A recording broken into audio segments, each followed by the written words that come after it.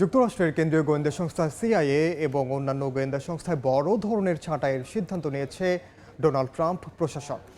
মাত্র 4 মাসের মধ্যে গোটা গোয়েন্দা কাঠামোকে বদলে ফেলার পরিকল্পনা নেওয়া হয়েছে।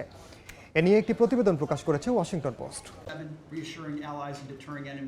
ডোনাল্ড ট্রাম্প নির্বাচনে জয় পাওয়ার পর মার্কিন ধনকুবের ইলন মাস্ককে নিয়ে দেশটির বিভিন্ন সরকারি দপ্তরে বাজেট কমানোর নামে কাটছাঁট শুরু করেন। এতে চাকরি হারান 2 লাখের বেশি কেন্দ্রীয় কর্মকর্তা।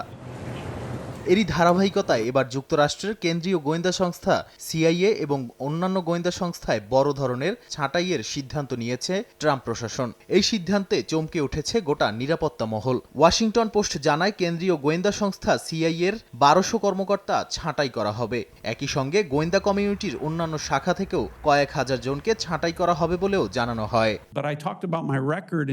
ক্ষমতার মুখে সত্যি বলা আমার নীতি। অনেক সময় এর মানে হলো গোপন তথ্য প্রকাশ করা। আমি যেসব সিদ্ধান্ত নিয়েছি সেগুলোর বেশিরভাগই সময়ের বিচারে সঠিক প্রমাণিত হয়েছে।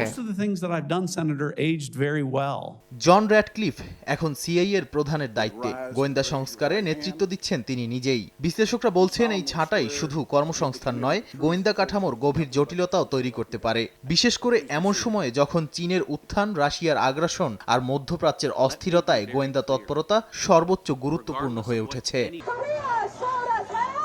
খরচ কমানোর নামে গোয়েন্দা কাঠামো ছাঁটাইয়ের এই সিদ্ধান্ত বিশ্ব নিরাপত্তায় যুক্তরাষ্ট্রের নেতৃত্ব প্রশ্নের মুখে ফেলতে পারে বলে মনে করছেন বিশ্লেষকরা। এমন পদক্ষেপ শুধু দেশের ভেতরে নয়, বাইরেও মার্কিন গোয়েন্দা তৎপরতার সক্ষমতায় ফেলতে পারে বড় প্রভাব। নাদিম মারজান, সময় সংবাদ।